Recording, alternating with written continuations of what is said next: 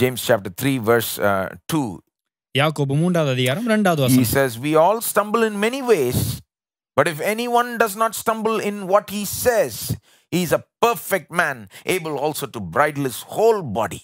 நாம் எல்லாரும் அநேக விஷயங்களில் தவறுகிறோம்.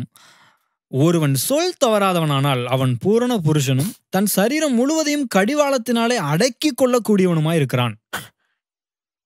Saying, we all stumble in many ways, we all have many imperfections, but if there is anyone who can be perfect with his words, if he does not stumble in what he says, he is a perfect man throughout, and he will be able to control his entire body. என்ன சொல்றாரு? நாம பூரணமானவர்கள் கிடையாது. நம்ம எல்லாரும் அநேக விஷயங்கள தவறுகிறோம். ஆனால் ஒருவன் சொல்ல தவறாதவனா இருந்தால் அவன் பூரண புருஷனா இருக்கிறானா? அது மாத்திரமல்ல, தன் சரீரம் முழுவதையும் கடிவாளத்தினாலே அடக்கிக் கொள்ளக்கூடியவனுமா இருக்கிறான்னு சொல்றார். Sometimes, remember, I have done this. I am sure many people have done this. We tell ourselves, if I can only change this one thing in my life, it will be so much better. Have you done that? நானும் சொல்லியிருக்கிறேன். பலர் இந்த மாதிரி சொல்லியிருக்காங்க பாருங்க. அதாவது என்ன சொல்லுவாங்கன்னா, நான் இந்த ஒரு விஷயத்தை என் வாழ்க்கையில மாத்திட்டா ரொம்ப நல்லா இருக்குங்க அப்படின்னு சொல்லுவாங்க. And many times we think that one thing is, if I can only change my job, my whole life will be better. If I can only change this weakness, my whole life will be better, right? என்ன சொல்லுவாங்க, என் லைஃப்ல இந்த வேலையை மட்டும் நான் மாத்திட்டேன்னா என் வாழ்க்கை இன்னும் நல்லா இருக்குங்க, சிறந்து இருக்குங்க. இந்த ஒரு காரியத்தை மட்டும் மாத்திட்டேன்னா, இந்த ஒரு தவறான பலவீனத்துல இருந்து நான் மாறிட்டேன்னா நல்லா இருக்குங்க, அந்த பழக்கத்தை மாத்திக்கிட்டா நல்லா இருக்குங்க அப்படின்னு. We'll blame everything in our life on this one thing, on this wrong job, right? On the wrong boss, maybe on something. And say, if this one thing alone will change, I'll be in heaven. Live a much better life. அதாவது எல்லாத்துக்கும் ஏதாவது ஒரு விஷயத்த ரொம்ப குற்றப்படுத்துவாங்க. என்ன, இந்த வேலை மட்டும் நல்லா, வேற வேலை கிடைச்சிட்டுனா நல்லா இருக்குங்க, நல்லா அந்த வாழ்க்கையிலே நல்லா ஆயிரும் நான். இல்லை இந்த ஒரு பழக்கம் மாறிட்டா போதுங்க, நான் ரொம்ப நல்லா வந்துடுவேன், அப்படியே நல்ல ஒரு உன்னதமான நிலைக்கு, வாழ்க்கையில மேலான நிலைக்கு போயிடுவேன் அப்படின்னு சொல்லி அந்த விதத்தில் சொல்லுவாங்க. We think with our own wisdom and we say, if I can only change this one thing. But then the Bible says, with the wisdom of God, if you can only change your words, everything about your life will become better. நம்ம சுய ஞானத்துல இந்த ஒரு விஷயம் மாறினா போதும், நல்லா இருக்கலாம் அப்படின்ற விதத்தில் நம்ம யோசிக்கிறோம் பாருங்க. ஆனால் தேவனுடைய ஞானத்திலே, தேவனுடைய வார்த்தையில வேதம் சொல்லுகிறது, நாம சொல்லல மாறிட்டோம்னா, பேசுறதுல சரியாயிட்டோம்னா ஒட்டுமொத்த வாழ்க்கையுமே நன்றாய் மாறிவிடும். That's what it says. Look at that verse again, verse 2. That's what he's saying. If anyone does not stumble in words, he's a perfect man. He is then able to control his whole body. இந்த வசனத்தில் அவர் தான் சொல்றாரு பாருங்க. 2வது வசனத்தை மறுபடியும் கவனிங்க. ஒருவன் சொல் தவறாதவனானால் அவன் பூரண புருஷனும் தன் சரீரம் முழுவதையும் கடிவாளத்தினாலே அடக்கிக் கொள்ளக்கூடியவனுமா இருக்கிறான். Then he goes on to say how words are like bits in the mouth of horses. Small bit in the horse's mouth, but controls the entire body of the horse. Such a big body. அதுக்கப்புறம் பார்த்தீங்கன்னா தொடர்ந்து அதுக்கு உதாரணங்கள்லாம் கொடுக்குறாரு பாருங்க. இந்த வார்த்தைகள் எதுக்கு ஒப்பிடுறாரு? குதிரையினுடைய வாயில போடுற கடிவாளத்துக்கு ஒப்பிடுறாரு. அந்த கடிவாளத்தினால குதிரையினுடைய ஒட்டுமொத்த சரீரத்தையும் நமக்கு விருப்பப்பட்ட இடத்துக்கு திருப்பலான்றார். How can such a big horse be controlled by a small bit? That's how the tongue is. That's how our words is. He says, such a big life controlled by one small tongue. Words we speak. அப்ப அந்த அவ்வளவு பெரிய குதிரை எப்படி நம்ம இஷ்டப்படி நம்ம திருப்புறோம், அவருடைய முழு சரீரத்தை எப்படி திருப்புறோம், அந்த கடிவாளத்தினால திருப்புறோம். அதே போலதான் நம்முடைய ஒட்டுமொத்த வாழ்க்கையும் இந்த நாவினால, வார்த்தையினால திருப்பலாம் அப்படின்னு சொல்றாரு. Another example he gives how a very big ship is controlled by a small rudder. Just a small rudder, steering wheel controls a big ship. அதுக்கப்புறம் இன்னொரு உதாரணம் கொடுக்குறாரு பாருங்க. கப்பல்கள், பெரிய கப்பல்களை பாருங்க, அது ஒரு சிறிய சுக்கானால அப்படியே திருப்பப்படுது அப்படின்றார். Right? And he says, point is, our tongue is like that. We think our life is so big, complicated, everything, this and that, so many things need to change. But God in his wisdom, I think, is telling us today, focus on your words, change your words, and that will lead to a change in every area of your life. நாம பல காரியத்தை அதை மாற்றணுங்க, இதை மாற்றணுங்க, வாழ்க்கையே ரொம்ப சிக்கலாக இருக்குது அப்படின்ற விதத்தில் நம்ம யோசிக்கிறோம் பாருங்க. ஆனால் தேவன் தம்முடைய ஞானத்தில் சொல்றாரு, என்ன, வார்த்தையை மாற்றிருப்பா எல்லாமே மாறிடும் அப்படின்னு சொல்றாரு. Speak words of faith. விசுவாசத்தின் வார்த்தைகளை பேசுங்கள். Speak words of love. அன்பின் வார்த்தைகளை பேசுங்கள். My friend, just try it and see where that takes you. It will take you on a new direction. நண்பர்களே, இந்த காரியத்துக்கு ஒரு பெரிய முயற்சி எடுங்க. அது உங்களை ஒரு புதிய நிலைக்கு, புதிதான ஒரு வழியிலே உங்களை கொண்டு செல்லும். Like this, I just read one passage in James, right?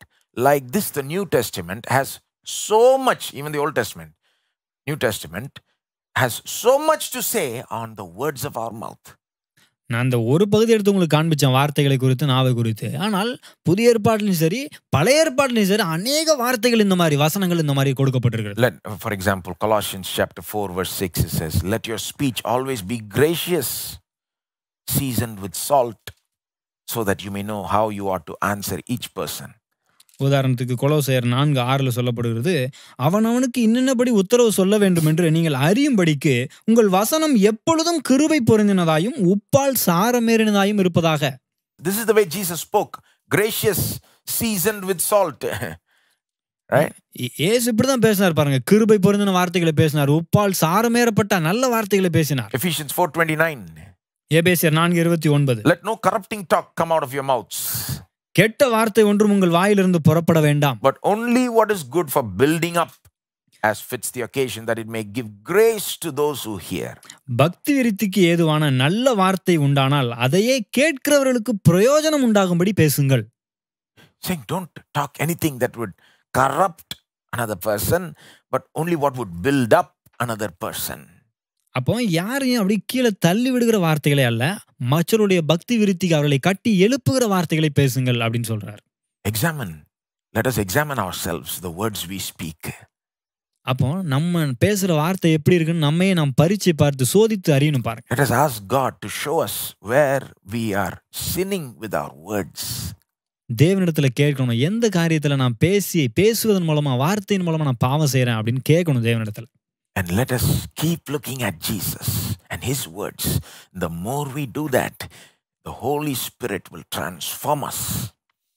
Holy Spirit will transform us so that we begin to speak more like Jesus. நாம் அதிகமா இயேசுவை கவனிக்க வேண்டும், அவருடைய வார்த்தைகளை கவனிக்க வேண்டும். அப்பொழுது பரிசுத்த ஆவியானவர் நமக்குள்ளாக நம்மை மறுரூபமாக்குகிறார். அப்படி மறுரூபமாக்கும் போது நாமும் இயேசுவை போலவே பேச ஆரம்பிப்போம். What we are looking for is holistic change, complete change, inside out change.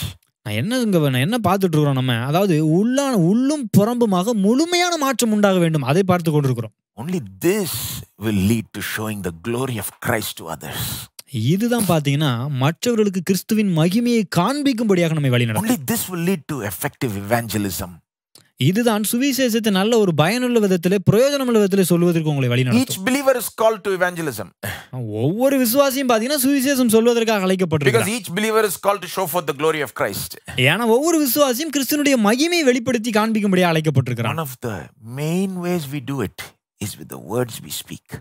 அதுல ரொம்ப முக்கியமான ஒரு காரியம், அப்படி கிறிஸ்துவின் மகிமையை காண்பிப்பதில் ஒரு முக்கியமான காரியம் என்ன, நம்முடைய வார்த்தைகளை நாம் பேசுகிற விதம். People are either attracted or they are disturbed by the words we speak. நாம் பேசுகிற வார்த்தையினால் மக்கள் கவர்ந்து இழுக்கப்படுறாங்களா, இல்லனா அதனால விலகி போகிற விதத்துல நம்ம இருக்கிறோமா? Let us think carefully about the words we speak.